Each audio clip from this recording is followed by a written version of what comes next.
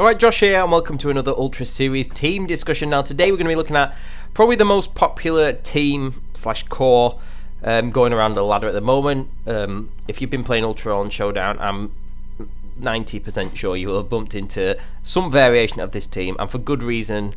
It is very good. Some of these ones I've actually kind of been over in other episodes, like Salamence, Xerneas and Incineroar, and Amoonguss actually.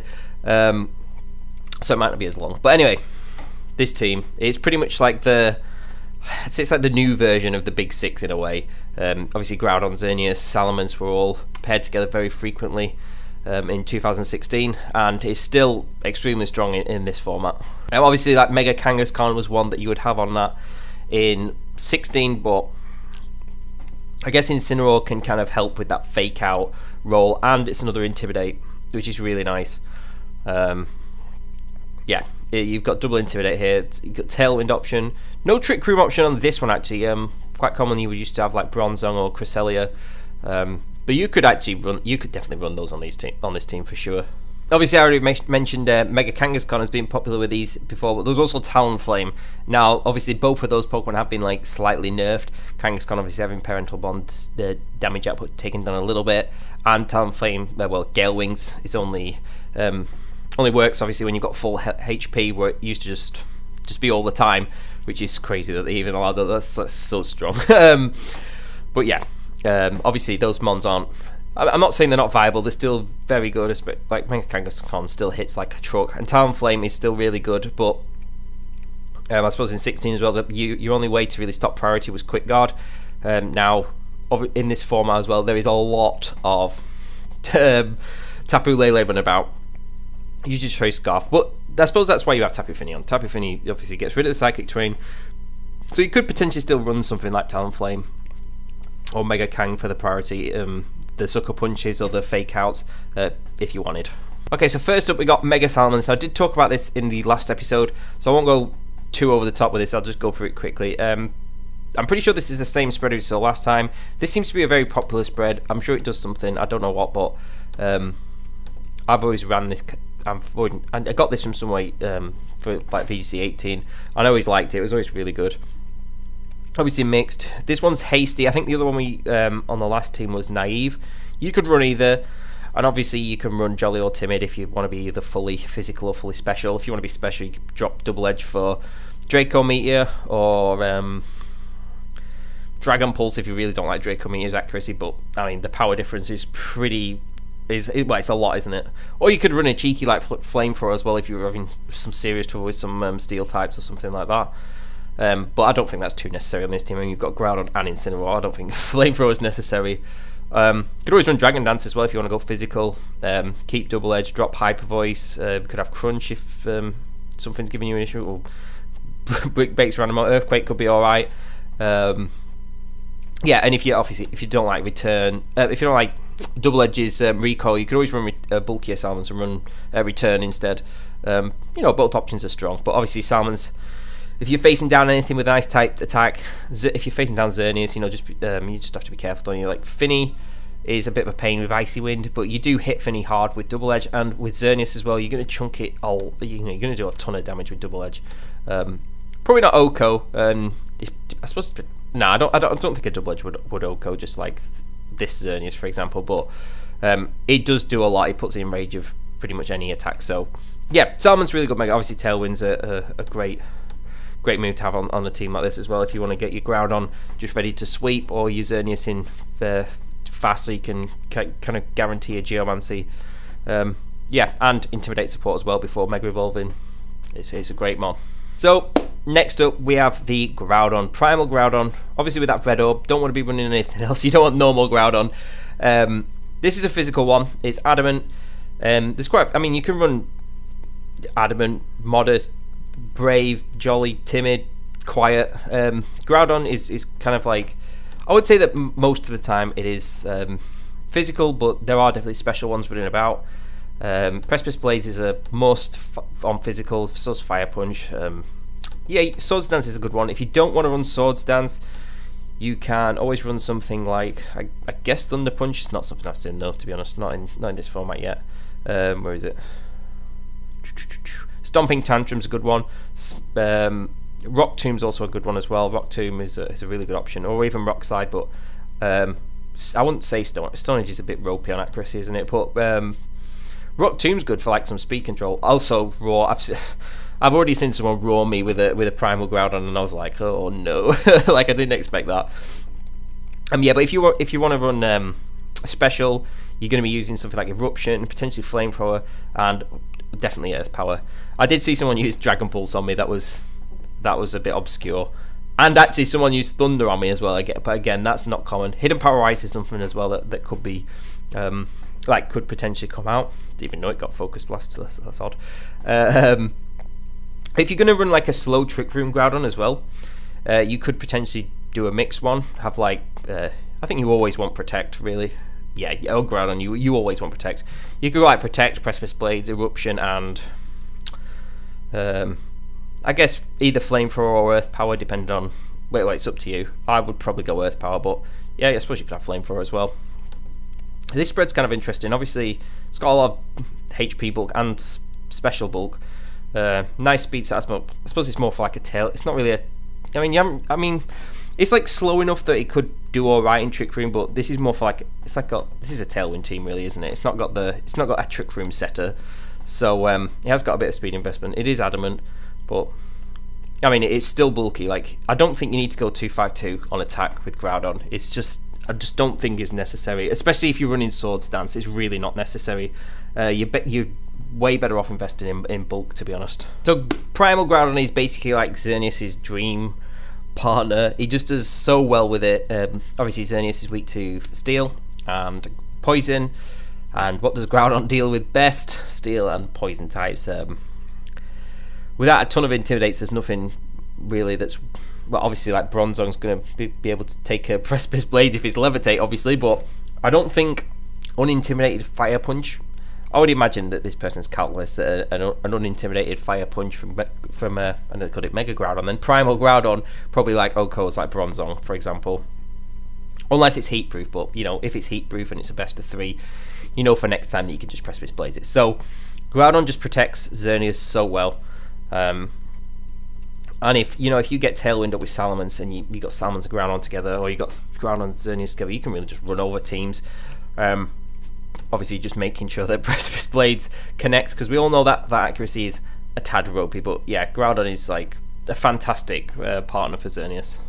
And obviously with Primal Groudon, Desolate Land is amazing. Gets rid of its 4 times weakness to water.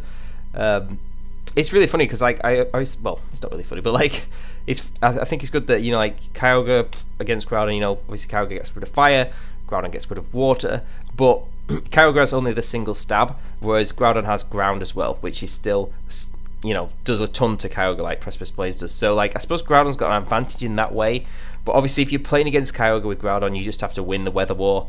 You will have to take Ice Beams. Probably most Kyogre do have Ice Beam.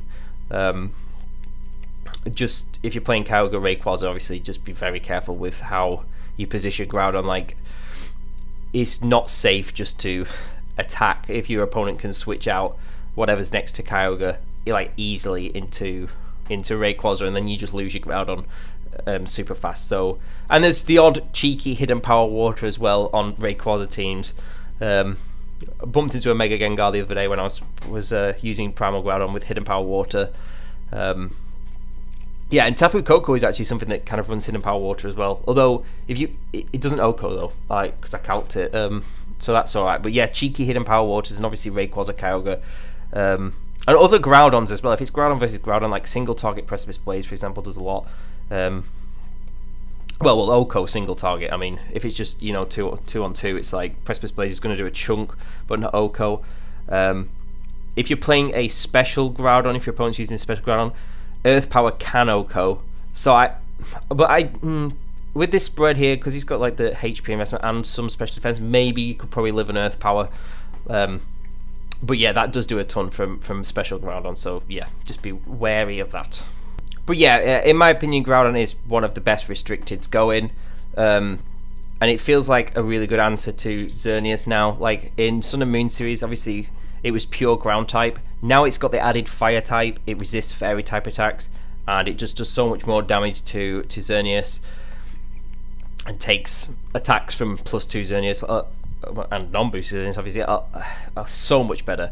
Like, it feels like a much more of an answer than it was in Sun and Moon series. So next, talking about Xerneas, we're back onto the Xerneas. Again, this is just 252, 252. You can run Modest and Bulky, you can run Timid and Bulky if you want.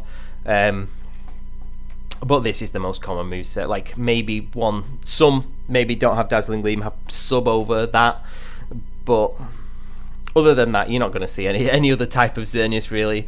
It is still a beast. I spoke about it the other day. Xerneas is Xerneas. We all know what it does, and yeah, that's about it for Xern. So next up, we've got Incineroar. Again, this is the same. Is this the same set as last time? No, I think the last one we looked at was Insinium Z, or one of them we looked at was Insinium Z. Maybe last time it was 236, 236. Yeah, careful. We did see an Adamant Insinium Z one, which is kind of popular. It's something to be careful of with Incineroar, but this is usually what you can expect. If not Snarl or U-turn, usually one of those is replaced with Darkest Lariat. As I said in one of the last episode or the first episode, Knockoff is just not particularly good anymore. Darkest Lariat is far superior. I didn't know it got Endeavour. That's an interesting one. I don't think you get it off, but it's just an interesting one. Yeah, I mean, yeah, and Roar as well. Darkest Lariat and Roar, the only other things you're really going to see on Incineroar. So next is probably one of the best, if not the best, support Pokemon at the moment. Tapu Fini is a real pain to deal with. Especially because, I mean, let's look at Tapu. Tapu Fini's weak to, it's weak to like Mega Gengar, obviously, but it can take a Sludge Bomb. It's obviously weak to Grass and Electric, but Groudon deals with Grass and Electric and Poison types extremely well. So Groudon and Fini are literally such a good pairing. Fini is best as support. You can run something like, you can run an attacking move if you want. Like Moonblast or Scald potentially if you've got your a Rayquaza on your side or something. Obviously not going to be able to get those off in the sun, but I think this is probably one of the best sets. I've not really seen any Tapu Fini spreads. I guess the speed's kind of interesting. Probably to outspeed something after Icy Wind. I'm not sure what, to be honest, but Heal Pulse is a really good one. Can Heal Pulse back your Xerneas, Heal Pulse back your Groudon. Probably not worth Heal Pulsing back your Salamence unless you desperately need it, but with Xerneas is a great partner, stops it from getting nuzzled or poisoned or whatever. Icy Wind, great form of speed control. I've always preferred Icy Wind over Tailwind, to be honest, because Icy Wind speed control, it kind of forces them to switch whilst chipping, whereas Tailwind, you've got 3 turns and it can 2 of them can be stalled out by Protects. So yeah, Nature's Madness is a good one as long as you hit. The amount of times I tried this Fini, or similar Fini, and missed Nature's Madness, it was sad times. You could run Moonblast over Nature's Madness, I guess, if you really wanted. And Light Screen is something I've seen on pretty much near enough every Tapu Fini, to be honest. And it's really good. Like, if you're running Xerneas and you bump into a Tapu Fini with Light Screen, like, it just makes so much of a difference. It's really good. So you might want to taunt Finis instantly if you see them on the field, or just try and get rid of them as fast as possible, because they do, with a 50% berry, they do become a little bit of a pain with the speed control and the Light Screen and the Heal Pulsing. They're hard to deal with if you don't just get rid of it straight away. Haze is a move you could always see as well. Like I said, Moonblast potentially, maybe something like Scald. Taunt is another good one you could potentially run as well. Well, this is the other one. Gravity. That would make your Precipice Blades obviously connect all the time for 5 turns. So that's a really nice one to potentially run on Fini. If you don't want to miss your Precipice Blades, you can have Gravity and Icy Wind. Yeah, Fini's great. Like, really, really good support. Probably, I want to say the best, but obviously stopping Spore as well, just stopping all status is just really good. It's a great lead for against stuff like Scarflaily as well, because you can literally just protect, I don't know, say you've led Salamence-Fini against Scarflaily and whatever mon, you can literally just protect Salamence, get an Icy Wind off, you get rid of the Psychic Terrain instantly, get an Icy Wind off as long as it connects, And then your Salamence, if you really want to get rid of that Lele, just double edge it or whatever, or double edge the partner or something. But the Icy Wind and the terrain change for stuff like against like Scarf Lele, for example, is really solid. So yeah, Tapu Fini is amazing. And then last we have how about Redirection Pokemon? I'm pretty sure this is the same spread as we saw on the other team. This is actually running Iapapa Berry over what's it called? Ockerberry, the fire type berry. Like I said when we talked about Amoonguss last, its berry is interchangeable. It depends on your team. If you really want to live a fire type attack, go Ocker. If Psychic's giving you some trouble, run Iapapa. Or if Flying's give you some issues, just run Cobra. But Amoonguss and Xerneas have always been a good pairing. Like, you can just Rage Powder attacks away, as long as obviously the opponent's Pokemon isn't a grass type. And, against other Xerneas, you can Spore it, you can Clear Smog it. I think Grass Knot's an essential one. Obviously hits Kyogre for a lot of damage, hits Groudon for decent damage as well. Obviously, just if you're really wanting to use Amoonguss against an opposing Trick Room team, just make sure you're sporing before you bring your Tapu Fini out. You don't want to be sporing when the Misty Terrain is up. That's not a good idea. But yeah, Amoonguss is always a great answer against Trick Room teams if you're really struggling against that. But I suppose if you are running a Trick Room team, you should probably always be prepared for something like Amoonguss. It's like a common Trick Room just answer that people tend to slap on. Like this, these three are like the offensive ones, and this it's like 3 offense, 3 support. Well, I suppose Salamence does have Tailwind, that's like a support move. But this team really wants to either just set up Tailwind, run over with Groudon, set up Xerneas, run over with Xerneas, and get some speed control with Fini or with Salamence, and then just use Groudon and Xerneas to kind of run over the team. So yeah, it's a really good team. I think this is like I said at the beginning, this is probably the most popular team on the ladder at the moment. Like I said, I spoke about most of these mons on the other episodes, so there's not too much to go over. But like I said, Groudon is definitely one of the best restricteds. Really, if you just give it a try, because it is so strong. And Fini's a great support Pokemon. It's really, really good. Fini and Groudon are a really good pairing. And this team just gels so well. You got Fire, Water, Grass, Dark, Fairy. Well, you got 2 fairies, I suppose. You think stuff like Mega Gengar would give you a bit of an issue, but it really can't do much to Groudon. The one team that gives this team a lot of trouble is the first team we looked at in this series, the Rayouga core. That's kind of hard to deal with. I mean, you've got Mega Gengar, you've got Kyogre, Rayquaza. They all give a lot of these Pokemon problems. Sludge Bomb's hitting Fini hard. Kyogre just obviously beats Groudon, especially when it's with Rayquaza, and Salamence. I suppose that's one point for running Draco Meteor, I suppose, on Salamence. But Xerneas, doesn't take Dragon Ascents particularly well. It doesn't take Sludge Bombs particularly well either. So yeah, that team could give this team a lot of trouble. Amoonguss doesn't want to take a Dragon Ascent. I think you've really got to bring Fini to a matchup like that, and probably Incineroar just for Intimidate on opposing Salamence, opposing Rayquaza. But at the same time, Fini's threatened so much by Kyogre, you have to position your Groudon really well, but being very cautious of Rayquaza switching in. So that's why I'm saying that matchup is certainly not unwinnable, but it is very tricky for this team. But I suppose that kind of core is literally made to beat this type of team. So I don't know, maybe people develop this team a bit more to the point where it's got more answers against that type of team, against the Rayouga core. But yeah, this does struggle against that. So if you find yourself really struggling to beat this type of team, it gets ridiculously popular, just run Rayouga. Anyway, I think that's probably about it for this team. It's pretty self-explanatory. It's got really good synergy.